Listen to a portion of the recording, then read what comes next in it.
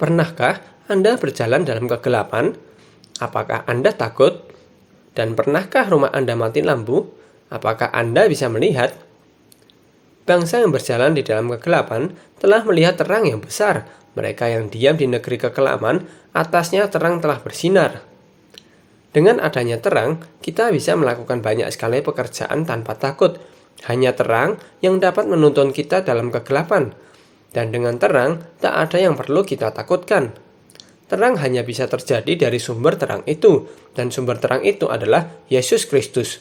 Dalam tradisi Yahudi, hari Natal bertepatan dengan Hari Raya Hanukkah atau perayaan Hari Raya Lampu, hari perayaan pembersihan bait suci, perayaan yang baru muncul di zaman antara Perjanjian Lama dan Perjanjian Baru. Inilah asal mula perayaan Natal yang penuh lampu, karena orang Yahudi Kristen merayakan hari Natal sebagai Hari Raya Lampu. Yesus berkata lagi kepada mereka, "Akulah terang dunia. Siapa saja yang mengikut aku, ia tidak akan berjalan dalam kegelapan, melainkan ia akan mempunyai terang kehidupan." Yesus adalah terang dunia, bukan matahari, karena benda penerang diciptakan pada hari ketiga. Tapi Allah sendirilah terang itu, sehingga ada terang dan gelap. Karena Allah adalah terang, maka seringkali gelap disamakan dengan kejahatan. Padahal dalam penciptaan, Allah memandang bahwa terang dan gelap baik.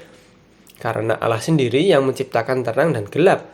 Kegelapan ada karena bumi yang belum sempurna. Atau sederhananya, kegelapan adalah keadaan di mana tidak ada terang. Jadi, ada Yesus, ada terang. Dan kegelapan adalah keadaan tidak ada Yesus. Tidak heran, kejahatan dikonotasikan dengan kegelapan.